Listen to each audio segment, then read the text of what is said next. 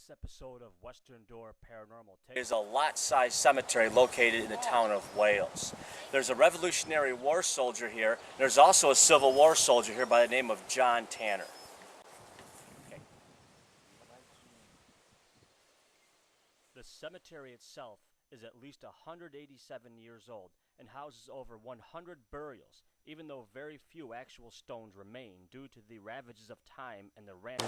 There are a lot of risks inherent with investigating Goodleberg Cemetery, especially at night. On June 21st, 2003, a paranormal investigator was killed on the road when a speeding car came by and hit him. The initial blame was someone driving under the influence, but actually the main blame of the whole thing was based on the fact that they were actually investigating there in the dark in the first place. The person was subsequently hit and killed, which brings us to why we're investigating here in the daytime. We're doing that for a lot of reasons. One, of course, for safety purposes, and two, the police here are very protective, as well they should be, about Goodleberg Cemetery, because vandals show up, they kick over stones, they have parties, they start fires, they do drugs, they do all kind of stuff, all kind of horrible stuff like that. Well, we're going to be out here in the daytime so we can conduct a thorough daytime investigation. Now, it's a new wrinkle we're actually adding to the Western Door Paranormal Investigations for this reason here. It's my belief that if a place has activity, it's going to have activity, whether it's day or night. We've been to many places and seen things right in the broad day. So we're going to be doing some photography, some EVP work, and we're going to also be using an EMF detector instead of a K2 meter. Now, it's a nice day out, there's kind of a breeze, so that's going to take any cold spots out of the whole thing. But this is a new twist. Now, hopefully, other paranormal investigators will pick up on the idea that you don't have to be out somewhere in the dark, and you don't have to risk getting your car towed, ticketed, or getting kicked out by the police. Has been a hot spot for partiers and cultists.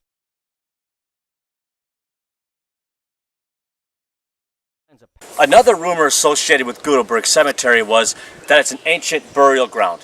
While it's true that the Indians would have their village or whatever the case is on a hill near a water source, there's never been uncovering of any Indian artifacts or any graves or anything to support this rumor. The biggest rumor of all when it comes to Goodleberg Cemetery is the abortion doctor, or Dr. Goodleberg.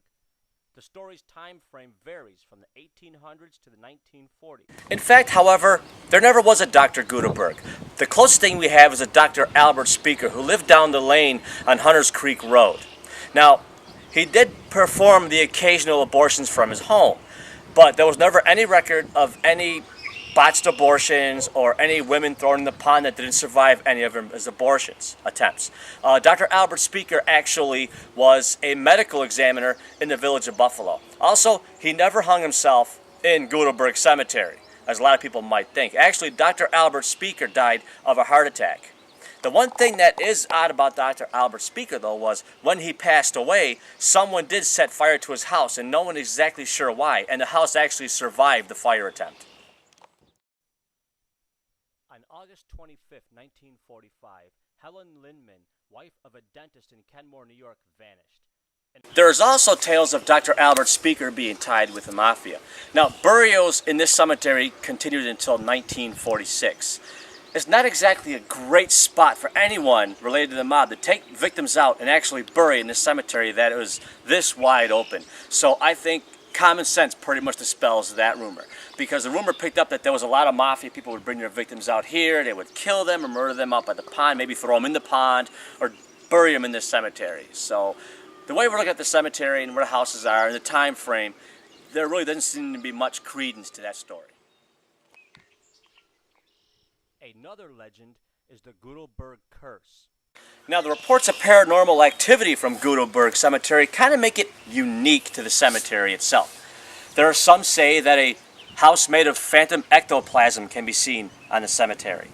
There are others that actually say Native Americans are seen darting to and fro in the cemetery. There's also reports of hellhounds in the cemetery, and a lady in white is supposedly seen going up and down the cemetery road, even in the daytime. Other apparitions related to the cemetery are a workman who seems to be walking with someone who's dressed a little more, let's just say, for the town. There's also, sometimes you can hear music boxes playing. Phantom fetuses have supposedly been seen in the cemetery. Also, it is said that fog will not enter Goodleberg Cemetery. I've actually known someone that has actually experienced this, that came out here and seen that there was fog everywhere, but not in the cemetery.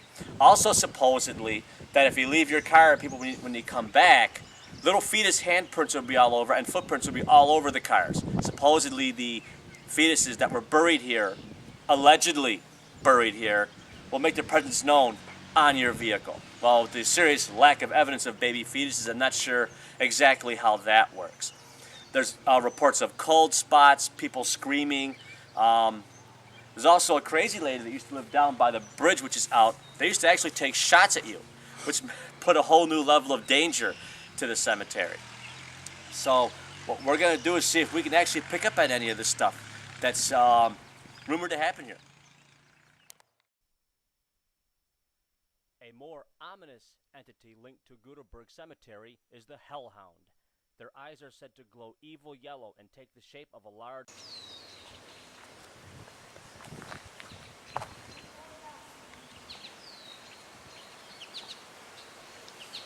Here comes our sexy lead investigator, Tony.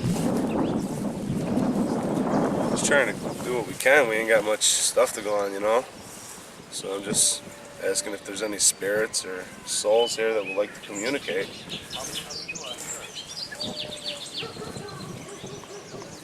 The dogs in the background are not paranormal activity. They are the neighbor's dogs. Come on, you got this EMF meter to go 0.6 earlier. Can you do it for me again?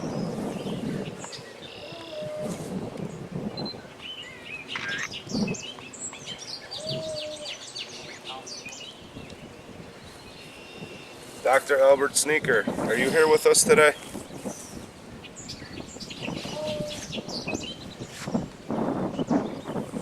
I think a lot of the people that come here is the neighbor's dogs.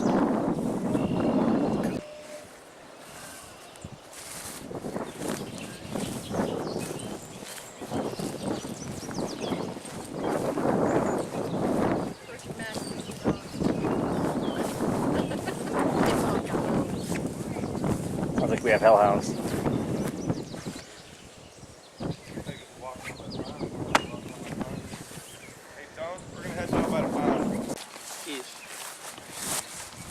Okay, Western Door Paranormal. We're by the famous Goodleberg Pond. The pond is located basically in back of the cemetery. Now, there's a lot of local lore and negativity associated with this pond. The rumors and the legend has it that baby fetuses were dropped into the pond here, which of course we know is nonsense because there was never an abortion doctor here. Were there bodies buried, you know, not buried, but like dropped right in this pond? Well, we don't know. We're going to try and find out. So, is there anybody out here with us here at the pond?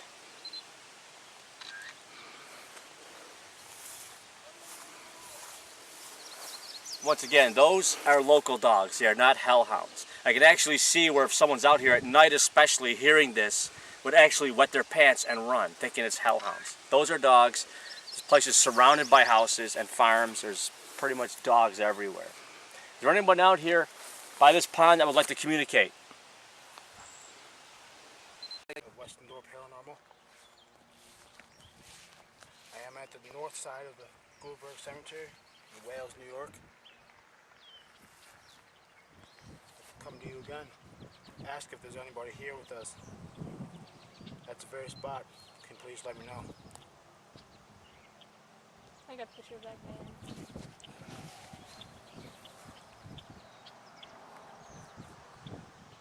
How's about a name? Can you give us a name, please?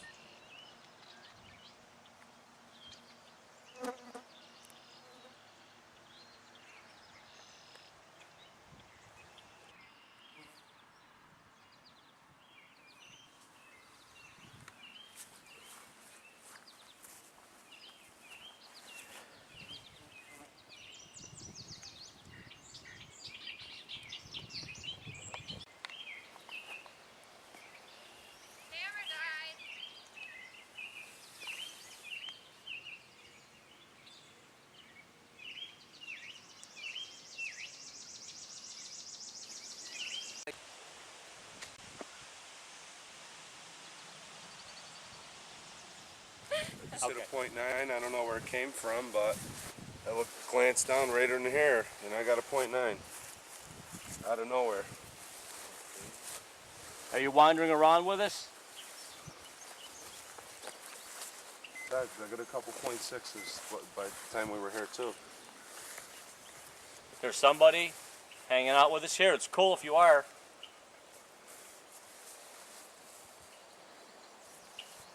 These devices we have are how we know you're around.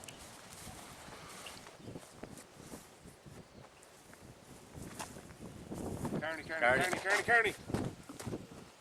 They're about to make must-see TV. We're here maybe to put these rumors to rest. I'm not saying just because we don't get nothing tonight the place ain't haunted. There's still tons of boatloads of stories about the cemetery. I mean, people have seen the black dogs. Like the person that was driving the car one night, and this black dog comes out, and they hit it. Well, of course they stop immediately and come out and look to see if it's there. It's like completely gone. And no dents on the car. No dents on the car, nothing. Not so much as a paint chip. And no evidence of an animal being there. Did they hit a black dog or a hellhound? It's possible. Now, as far as people saying they have the baby handprints or whatever have you appeared in their cars, I mean, there is, again, people have to understand. There's houses here. There's at least 2 over there, and Lord only knows what's going on. There's 1 over there. There's about 3, 4 down this way. The claims of laughter, the claims of baby crying, the claims of giggling, the claims of dogs, actually are all very debunkable. Yes. Very debunkable. Very true. Because any one of these houses can have a baby, even if it's someone visiting, and the baby gets hurt, they cry. Especially if you're out here at night and you're already scared witless to begin with, and you hear something like that, or you hear a dog barking. If you get someone out here on the fly, and they're told the stories of a hellhound, and it's pitch dark, and all of a sudden you hear, they're probably going to crap their pants. What are they going to do? They're going to go home and they're going to tell stories about how a hellhound chased them out of Goodleberg Cemetery. It's crazy. Or the music box. Well, what if it's one of these older people who actually have that music and it's playing on a stereo? It would come across as a music box. Look how the wind rolls along all these hills. The acoustics are insane. It would actually carry that, you know? Giggling, laughter, people laugh, people giggle. So when it comes to those stories, honestly, as an investigator, I gotta say it's all clearly debunked. But I can't really debunk so far as the lady in white that's been seen in daylight coming up and down here. Or the workman, which Chelsea here might have had somewhat of an encounter with over there. Or the guy that's a dapper fellow that's just dressed, and he tends to accompany this workman. Like he's showing him details of some project from a bygone era. I really believe that a lot of what goes on here might be residual. Yeah. From like an earlier time, you know, the wagons or whatever that come down, the horses. Of course, we're in a country again. I can't think of anything unless something solid happens. Like with Chelsea, I mean, you know, that's an interesting thing. I mean, you see someone standing in the back of your camera, that's significant. That to me is significant. That could lend some credence to the story about the maintenance man or whatever. When I took a picture, and when the camera goes black, and you could see your reflection, I thought I saw someone behind me. Over there? Over there. Go over It was there. over by like the trees. By the trees? Yeah, it was more of a dude. A dude. Whoa.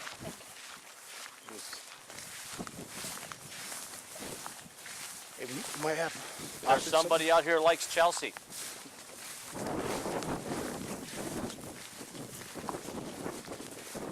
Don't be afraid to come on out. This is what we're looking for. Is the other veteran interred in this cemetery. This veteran is from the Revolutionary War. Now this is why it's so important to go explore cemeteries big and small. I mean, just last week, I had no idea there was a Revolutionary War veteran or a Civil War veteran buried in Goodleberg. And that's where education comes in. It's more than just ghost stories and stuff like that. It's actually learning things. This is a huge part of it. Now you say the name Absalom Blair, American Revolution veteran. Now his name has been spoken. He hasn't had that. There's like 3 deaths. There's 3 deaths. There's physical death. There's the other plane of death. Then there's a death where no one talks about you or mentions your name ever again. Nobody wants that 3rd death, and that's what cemeteries are for. When you go by and you read the name on a stone, you're acknowledging that person was here. So that person is avoiding death number 3. Absalom Blair is now known. When this gets shown, people are going to know that name. They're going to know the name John Tanner. And maybe they'll come to Goodleberg Cemetery and actually look for historical figures like these, perhaps, instead of hellhounds or ladies in white. This following clip was taken while the camera was pretty much just doing surveillance of the cemetery. You're going to hear a little small grunt-like noise. Now, I was with a bunch of people at the beginning of the gate, and we heard nothing like that during the course of the investigation. Now, I'm not saying it's paranormal at all by any means. It's just odd. So I figured I'd throw it out there so you can give it a listen. Check it out.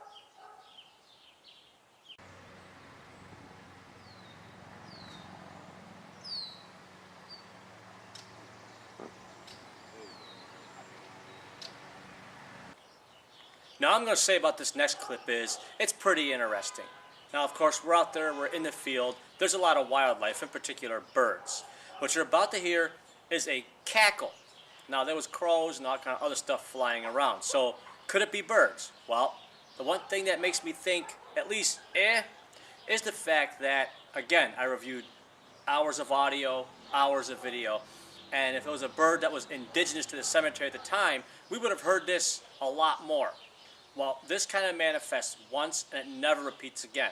Could it be a bird? It's possible. But also, it might not be. Could it be the lady in white? I don't really know. But it's one of those things where I figured I would set it out there for you to check out. So is it a bird? Is it a ghost? I don't know. But give it a listen.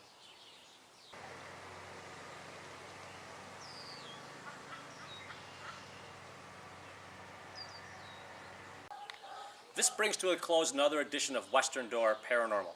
So the big question is, did we prove Goodleberg is haunted? Well, not really.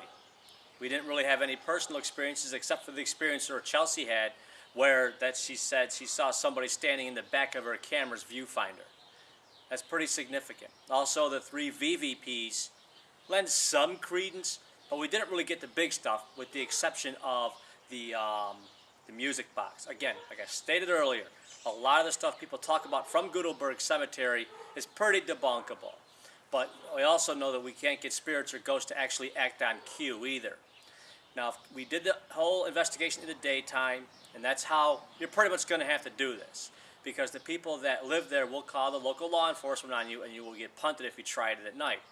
Now, we have done it a few times before at night, and the picture I'm going to show you actually was through one of those investigations. It's a really odd glowing object on the ground. That's what we caught there. Also, that was the same night we were getting random cold spots and breezes, and we had some K2 activity that night. This particular investigation, not so much. So I can't decisively say we've proved the legends of Goodleberg true. So I really believe a lot of the stuff that people say about Goodleberg is simply just that. It's legendary. But it's an important place to visit. You have the Civil War veteran there, you have the Revolutionary War veteran there. But when you go there, please be careful, because there's do not parking signs about every 10 feet along the entire stretch of the road. So just be cautious when you investigate the cemetery. So go ahead and check out the pictures, and thank you for watching Western Door Paranormal.